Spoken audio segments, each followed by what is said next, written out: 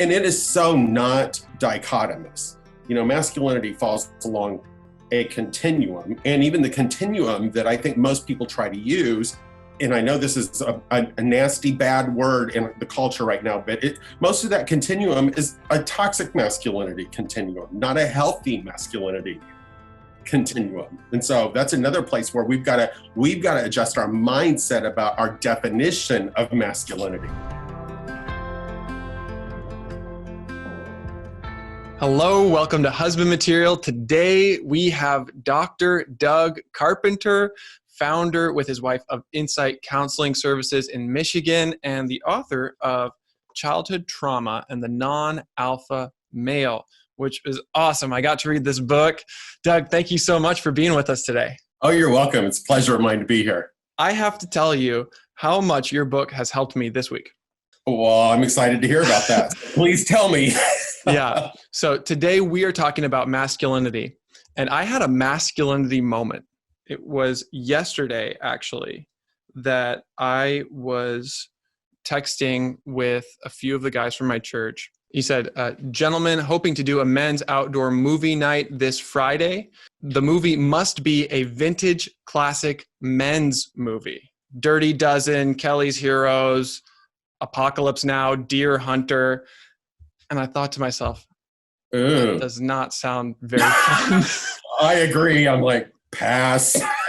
And then one of the guys said, what about Princess Diaries?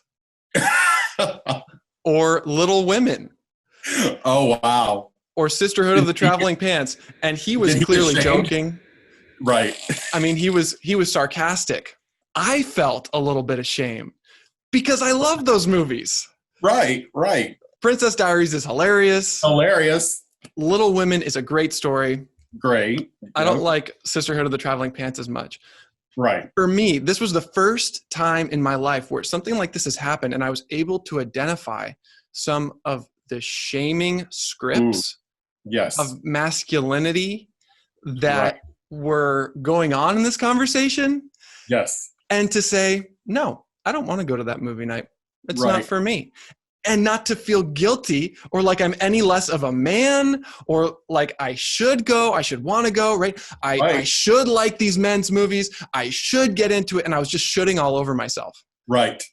Well, it reminds me of the story that I wrote in the book about myself, that while I was in process of writing the book, I'm on a field trip with my son and his whole class. And this other dad walks up to me and says, hey, what's your favorite football team? And I just say, I hate football. And so then he like, well, what about hockey?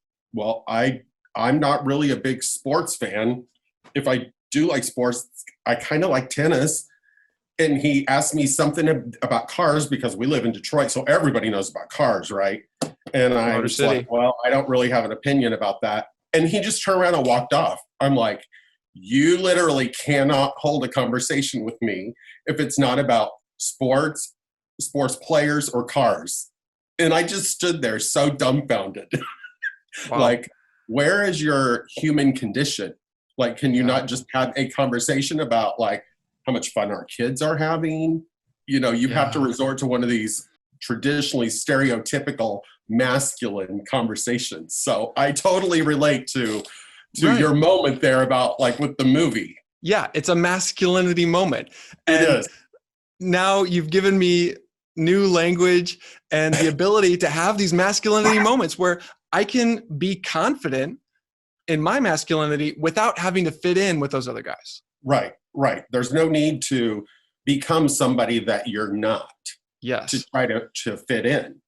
Exactly. This whole masculinity thing is much broader than we've been taught as children. Mm-hmm. The whole concept of masculinity has been such a narrow concept.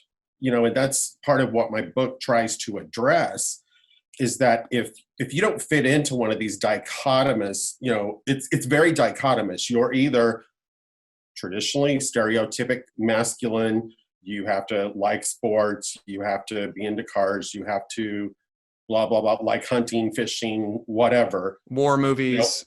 Right. Or you're probably gay, so it's like, or you're a beta, or, you have all these gender role conflict type issues about you. And it is so not dichotomous.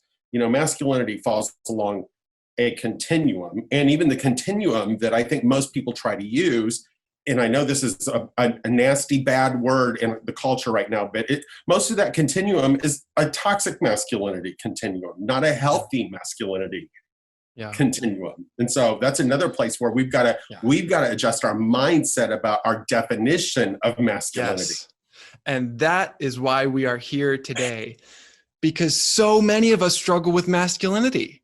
And you've introduced this new concept to me of gender role conflict. Yeah. Okay. So gender role conflict, let's take that term and treat it like an umbrella. It's more than provide a definition. I want you to think of gender role conflict as more of an experience. It's something that you're going to experience as a man.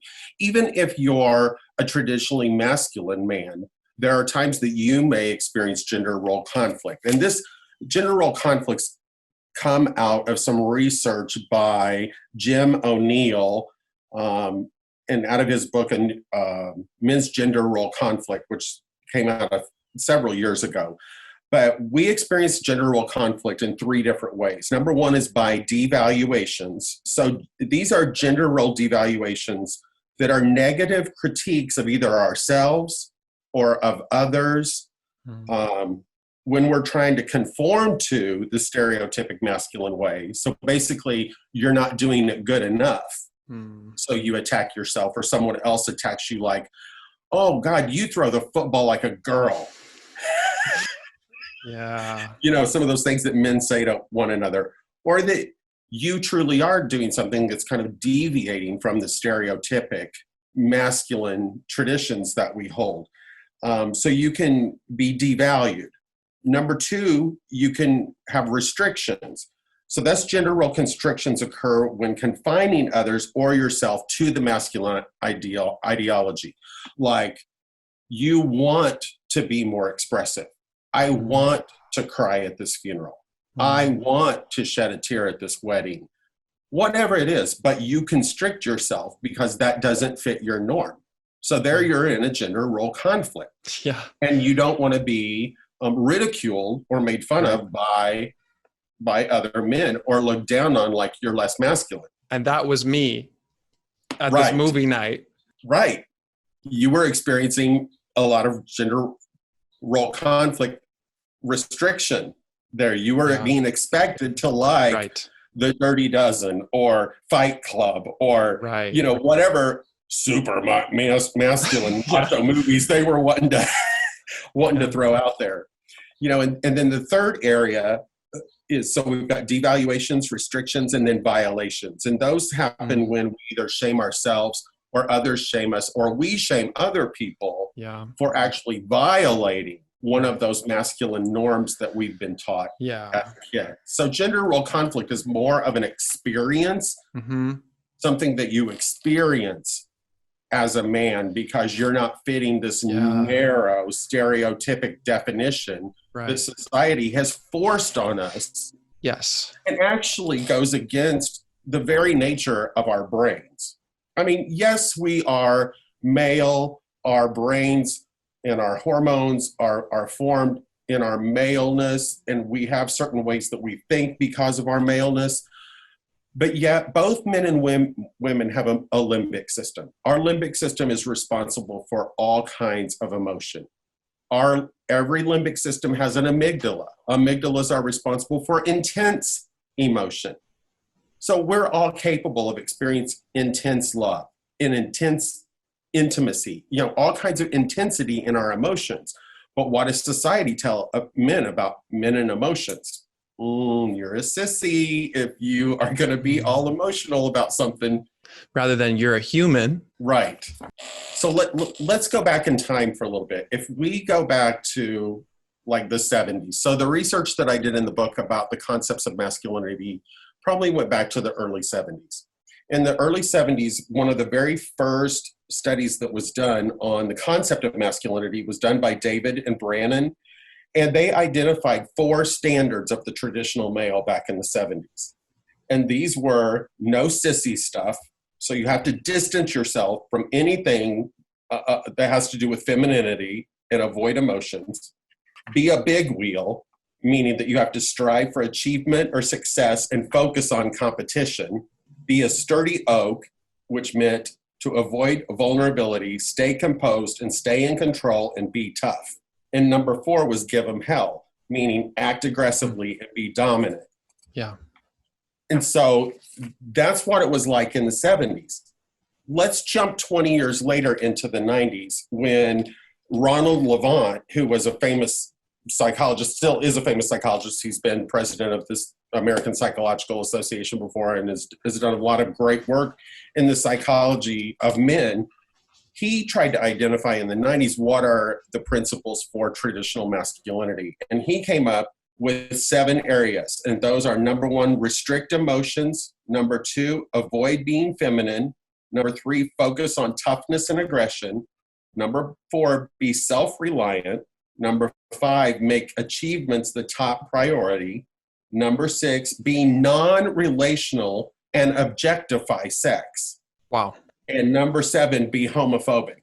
Now, I think it's very interesting that number 6, 20 years later from the 70s, was added, that we objectify sex. Because if you look at that in the time frame of when pornography was gaining such a huge ground, it was in the 80s and 90s. And so it was very fertile ground for men to start objectifying sex even more, because pornography was becoming so much more available to men. And these concepts just continued to push us into a more confined frame. You know, you would hope that over 20 years that we as a species of maleness would have evolved into something more healthy.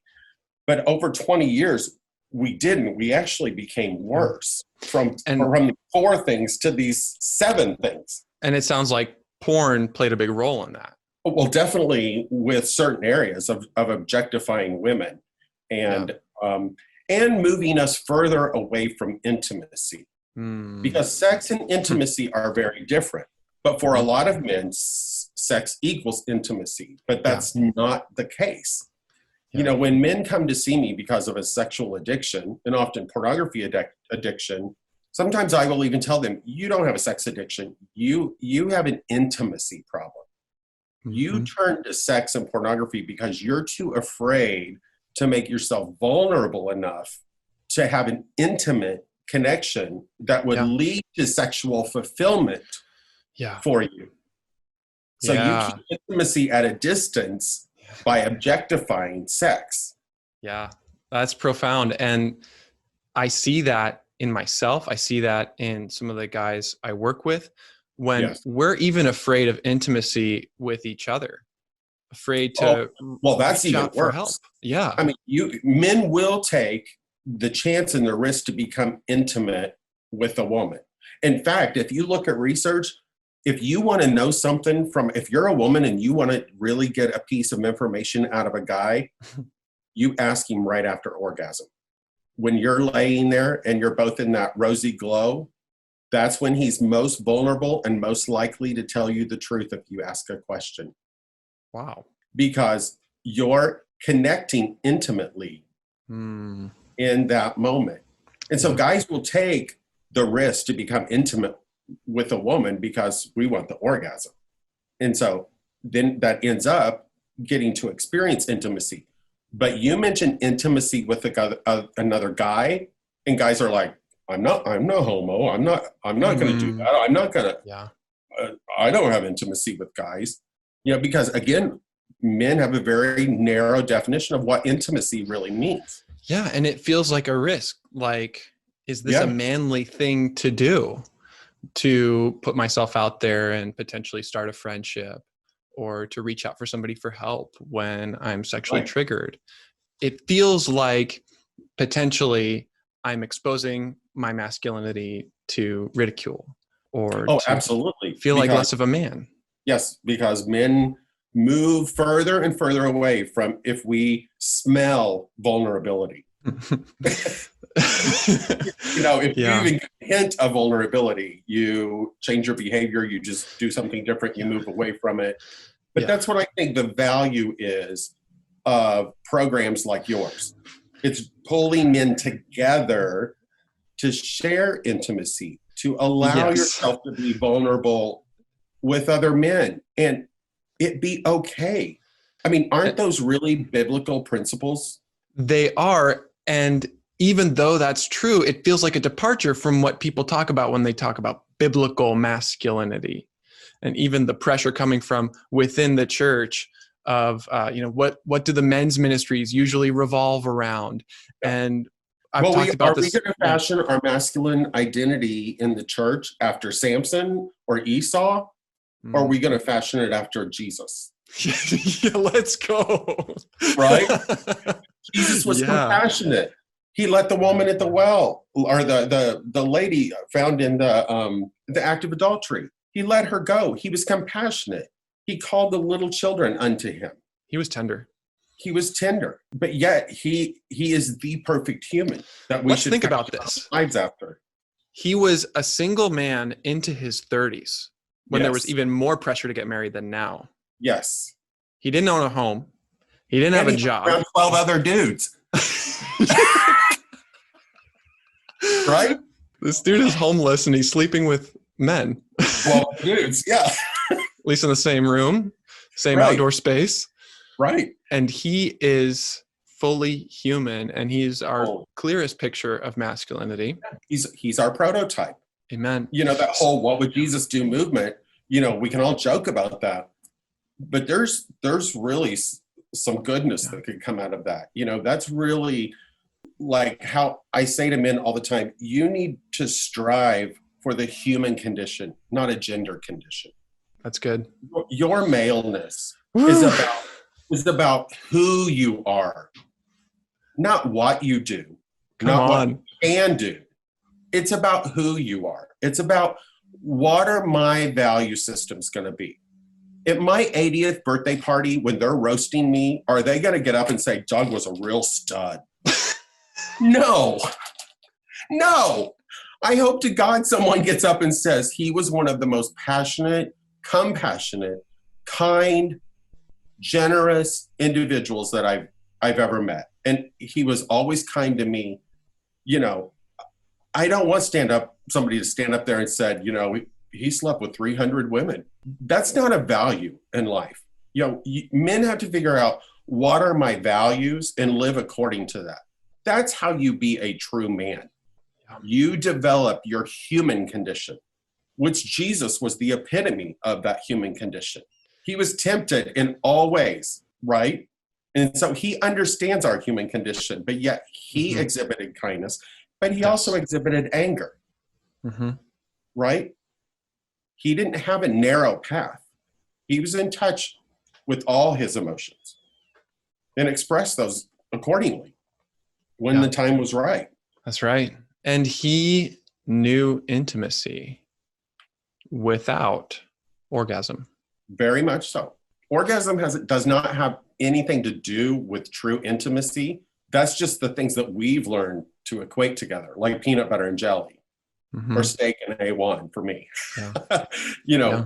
But we as men experience intimacy as sex and orgasm, and then because we allow ourselves to become vulnerable. So what I hear you saying is we need to learn how to broaden our definition of masculinity to include things like emotions and tenderness and close relationships, and that when we find ourselves feeling pressure to conform to a certain type of masculinity, whether that's the church's biblical version or the culture's version, we get into this gender role conflict. Absolutely.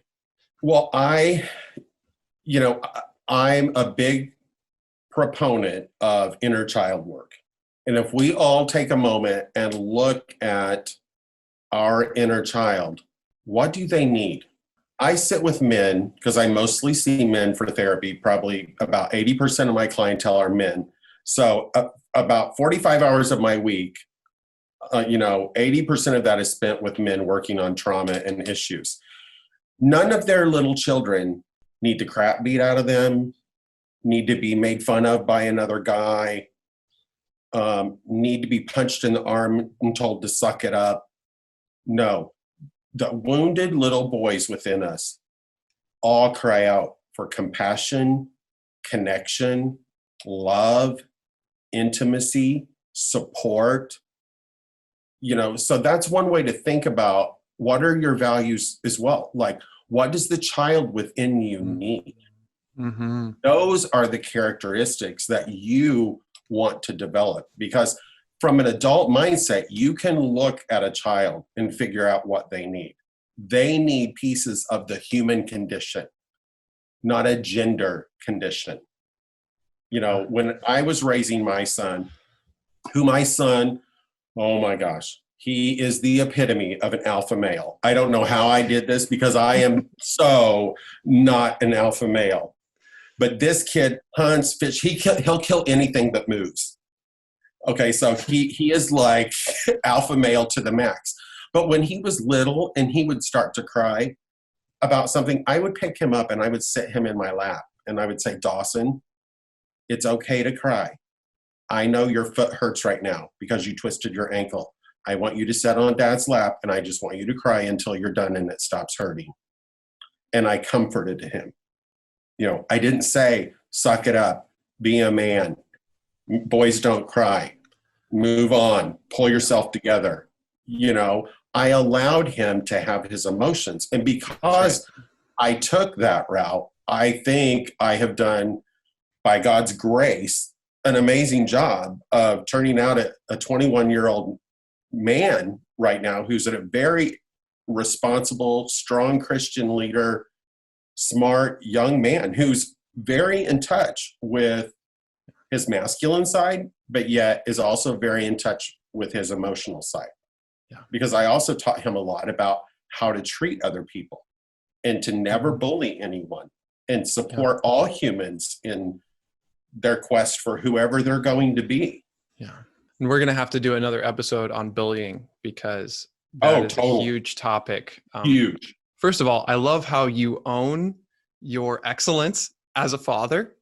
That's something that I want to do too. That communicates a certain amount of confidence. Yes. I strongly tried to be to my kids the kind of father that I needed and didn't react to my own trauma. Let's talk about that. So how did you experience childhood trauma and gender role conflict as a boy? Well, it was pretty severe, and that's what drove me to write this book. My father, and I did not know this for many, many years, my father was physically and emotionally abused by his father. And starting from the age of 5, my dad was put to work and had to work until he turned 13 and got paper routes and started working on his own simply to escape his father. So my dad grew up thinking, when I have kids, I am just going to let them play. That's all I want, is to be left alone and play. So when he had us kids, that's exactly what he did. He left us alone and let us play. But in that, he completely ignored us. He had nothing to do with us. He made no connection with us. He was a great provider. I couldn't ask for better when it comes to a man that worked hard, came home at night, was at the dinner table, but there was no connection.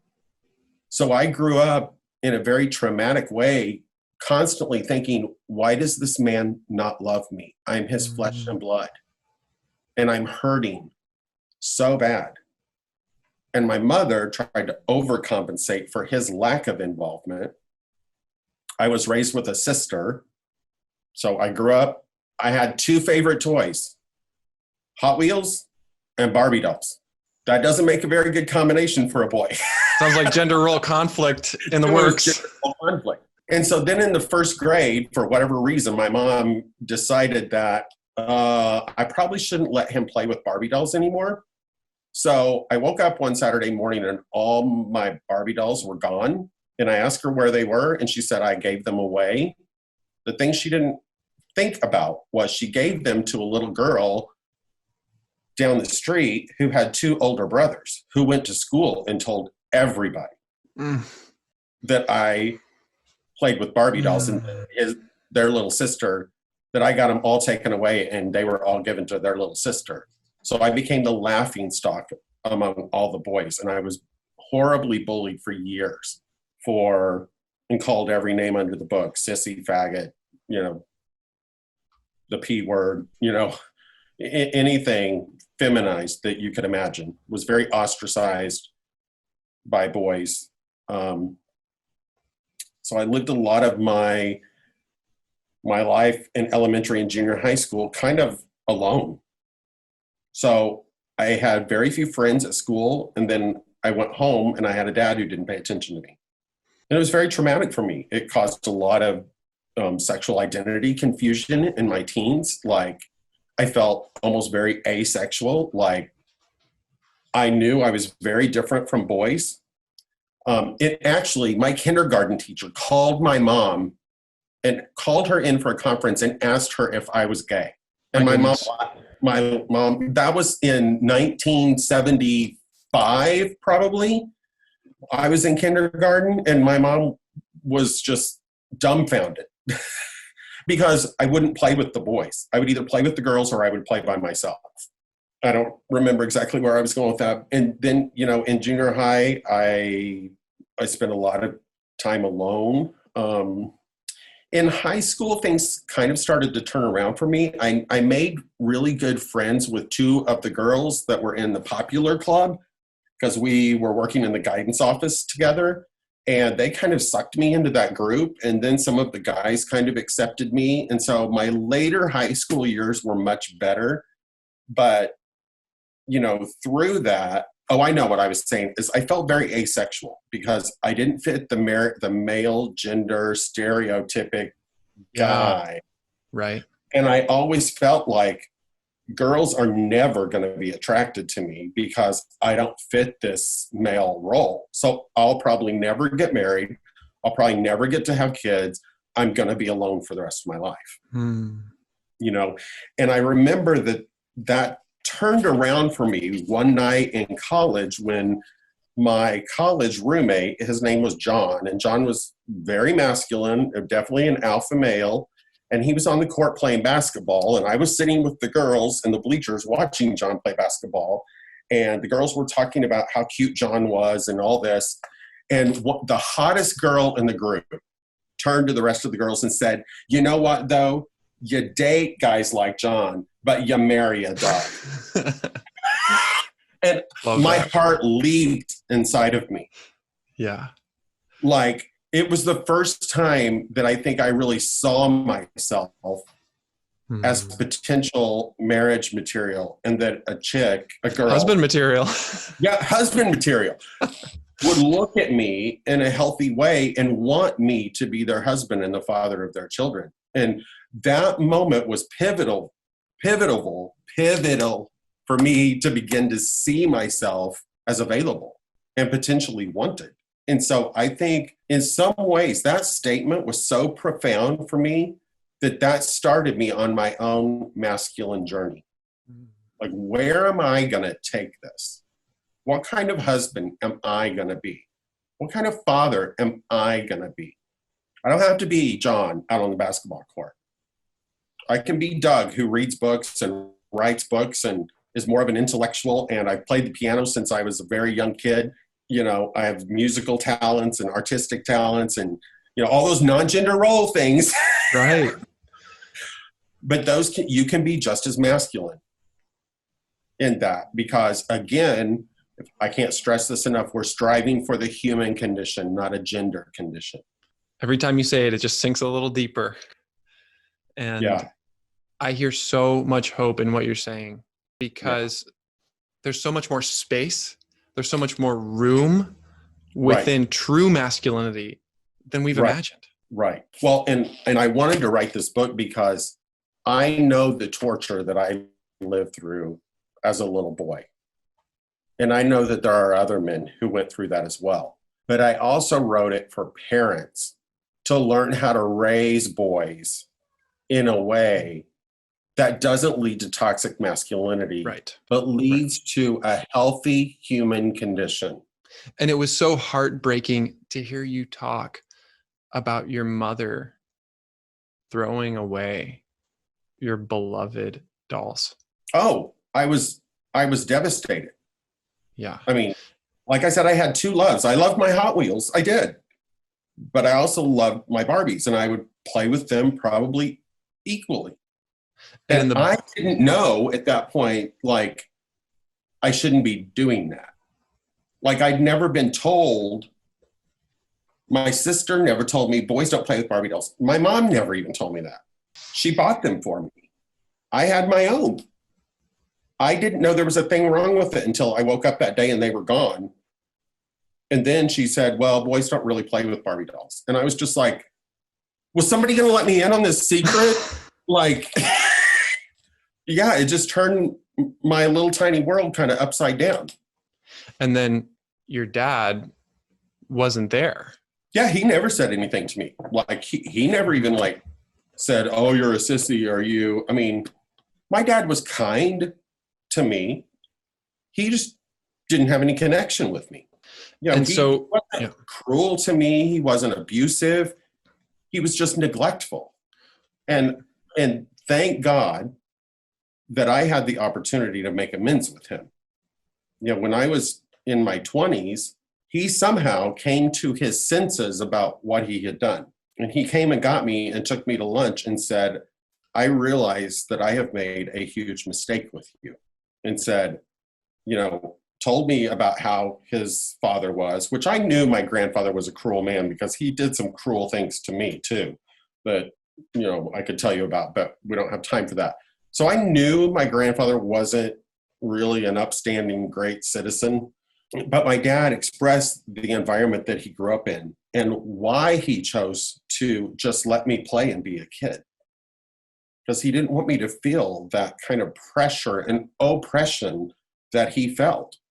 But I totally misinterpreted that from a child's mind in a completely different way.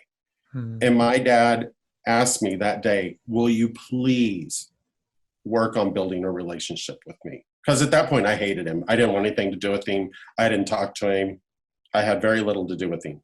You know, that hit me like a ton of bricks that day. I was like, this man does love me? Like, I believe for 22 years that this man wished I would just vaporize, you know, right in front of him. And I came to realize in that moment that this man loves me and that he was reacting out of his own pain. And here I am going to school to be a shrink. Like, how can I not express compassion and accept him? You know, and I told my dad in that moment, Dad, that's all I've ever wanted from you. And so from the age of 22 to now, my dad and I have grown in our relationship. We're very close. You know, I cherish every minute I get to spend with him. And I found healing in that relationship. But that really came about because my dad came to his own level of awareness. You know, many men don't get that opportunity. You know, and I think that was also very healing for my masculinity too. Yeah. And you talk about that in the book, this concept of father hunger. Yes. How does that play a role? You know, so many men, we have father absence. We have fathers that aren't there, fathers that work way too much or travel or distant, or your parents are divorced. So you have father absence. You have we all have a sense of father hunger. We all, as boys, have a desire to connect with another male who will guide us, direct us, teach us. But when you don't have a father or a father image or a mentor, that hunger is never filled. It just continues to grow. And eventually that can turn into a father wound. You know, if your father doesn't connect with you because he's abusive to you, physically, sexually, neglects you, you know, that turns into a father wound. And it just makes that longing of that father hunger to connect with another guy so strong, you know, that I believe that in all the years, the 25 years that I've been doing psychotherapy with men, any man that comes in that has SSA issues, same-sex attraction, I can almost guarantee that underneath it all, they're dealing with a father hunger issue. But when we get to puberty and we figure out we can masturbate, unfortunately, our sexual minds sexualize everything. Sex relieves me when I'm angry. It helps me celebrate when I'm happy. It takes care of when I'm bored. We kind of start to use this thing that's attached to our body as our own lever for dopamine. So whatever emotion I'm experiencing, it has an outlet between my legs. Oh, absolutely. And it's not like a slot machine. It wins every time. Mm-hmm. And so our minds start to sexualize all those needs. And if you have that father hunger, that also becomes sexualized. Well, how can I get this need met? Well, if I give a guy something sexual, he'll probably meet my emotional need. And that gets all confused in that whole masculinity issue that that child already has. Makes a lot of sense. It makes a lot of sense. And I'm not saying that homosexuality is caused by not having a dad. I am not saying that. I want to make that very, very clear. I think there's a percentage of people who are homosexual that father hunger probably played a significant role in that development. Yeah, and it's a contributor. It is a contributor. Absolutely. Exactly.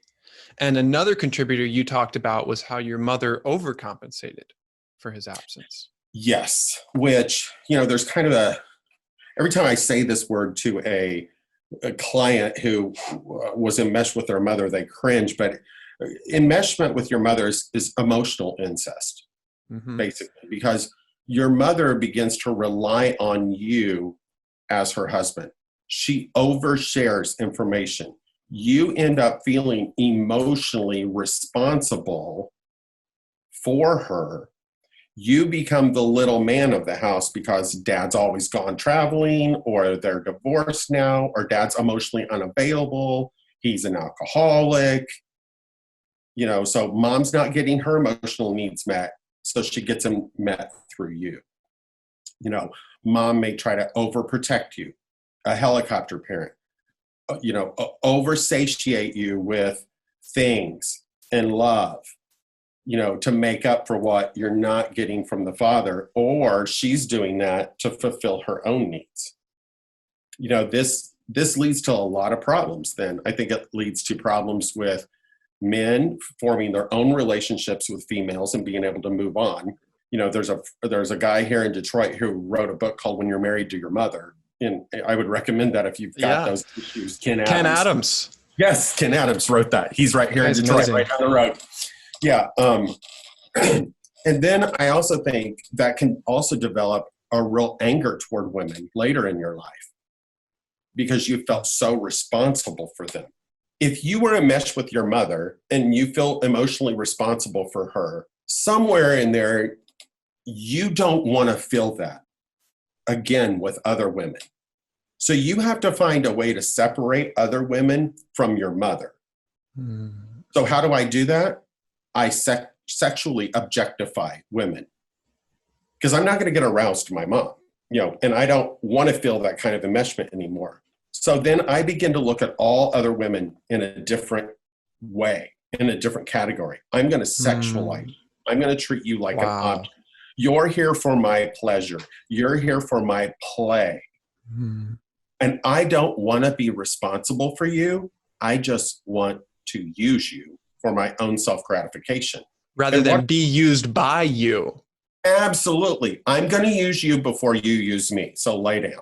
Or pornography. Which then just feeds that objectification of women in a totally different way. And this can move into objectifying women because if I'm relating to them this way, then clearly I'm separating from my mother, or at least that's the way it goes in our heads. That's the way it is in our heads. And also, maybe I don't want to be sexual with women because I wouldn't want to be sexual with my mother. And there are some negative associations. Maybe it feels more comfortable or more arousing to sexually act out with a man or to look at porn featuring men instead. Well, right, because most men just want the sex act. They don't want all that. It doesn't come with all the burden, the emotional burden. Mm-hmm. I can just go get physical release without emotional burden.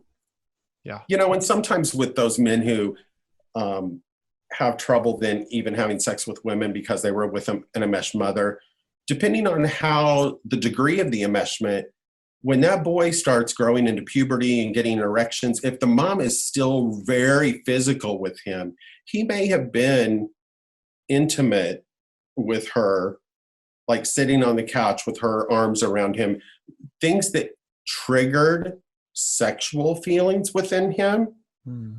But then there's that conflict, like, ooh, I'm my mom's got her arms around me and she's rubbing my arm right now and I'm getting an erection. Like, what does that do for your little brain? You start thinking, this is mixing emotions that should not be mixed together. Yeah. So then, how does that then translate into your own sexual relationship with a female? Mm-hmm. It's too confusing because when I get in that position, I have memories of my mother. And so not only do we carry with us gender role conflict, but also sexual conflict. I don't think you can separate that out. Anytime you have gender role conflict, I think somewhere within there's going to be some degree of sexual information that comes into play too, because either you start to doubt yourself as a man, you feel like you have to become hyper masculine to prove your masculinity. I don't know that you can. We are very intricate human beings. I mean, our brains are it's a mix of wires in there, and it's not just specific. It's not a highway path. So all of us carry conflict within us into adulthood that affects our experience of masculinity. Absolutely. Doug, how do you define true masculinity? Well, I would go to two different theories. One is ACT therapy, which is acceptance and commitment therapy, where that type of therapy really helps you examine your own value system. And I kind of use this example prior, like, what do you want people to say about you when you're 80? I do this all the time with my clients. I will make them write out, what do you want people to say at your 80th birthday party? Or what do you want your eulogy to say when you're dead? Because that's how you're going to arrive at what are my core values.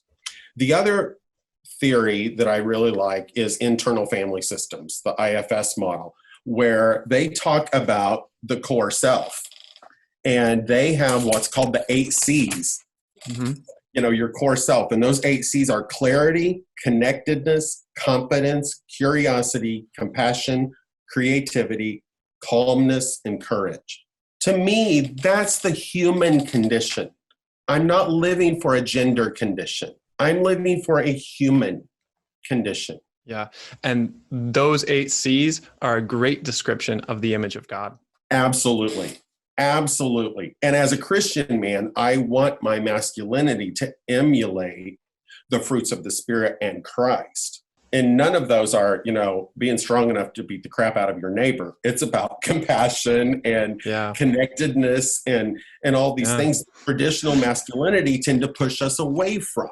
So maybe another way of saying it would be true masculinity looks like Jesus. Well, definitely.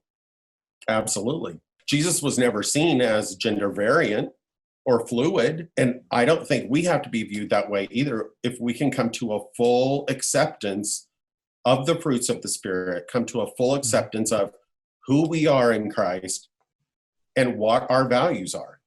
Yeah. I mean, if I feel like if I'm going to live in a Christ-like way, my value system has to be Christ-like, or I'm living an incongruent life. The Bible says a double-minded man is unstable in all his ways. I also have a degree in theology, which you probably don't know. Well, now I know. And now you know. So that verse about double-mindedness takes on a new meaning in light of what we've talked about today. Yeah. This is the part where I wanted to ask you what message you would like to share with anyone who doesn't feel like doesn't feel very masculine. Yeah, if you're someone who's struggling with your own sense of masculinity, I would almost tell you to just not even use that word and lay that word aside and go back to what I said about who do you want to be? What are your values?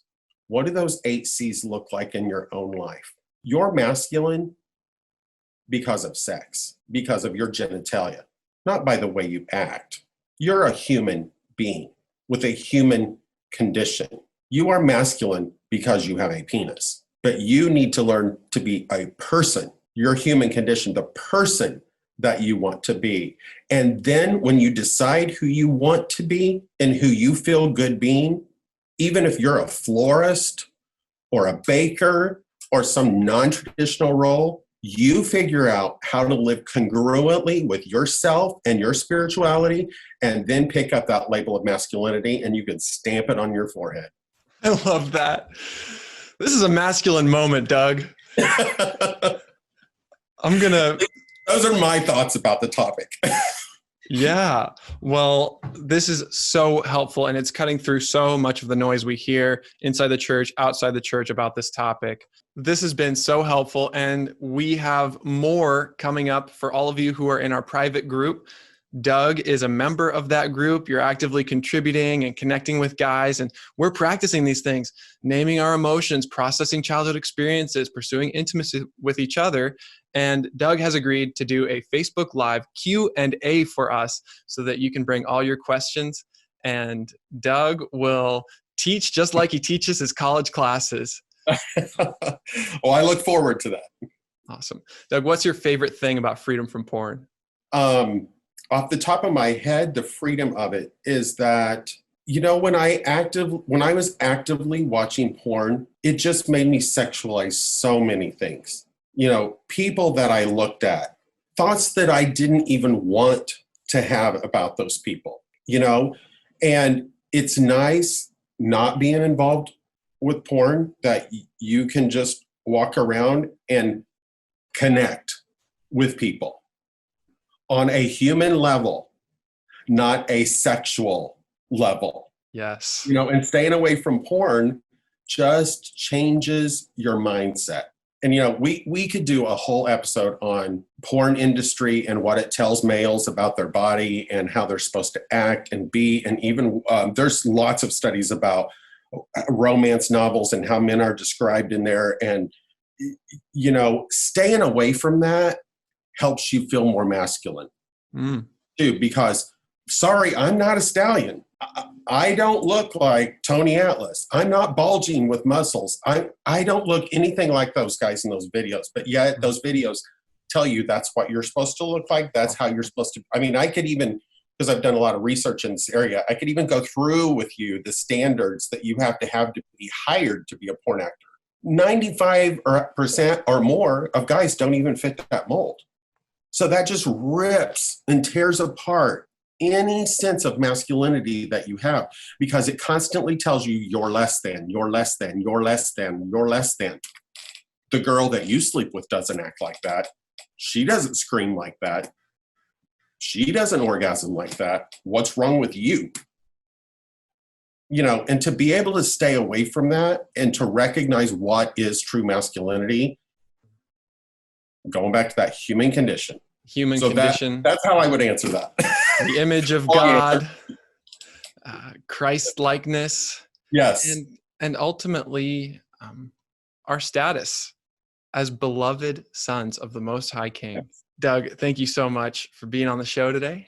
You're welcome. My pleasure. And to everyone else out there, you are God's beloved son. In you, he is well pleased. Porn will tell you otherwise, but husband material will always tell you who you truly are and whose you are. And that's an identity that we share and that we're continuing to live our lives and align with, so that when we die, when our eulogy is said, people will say about us what really aligns with our true values.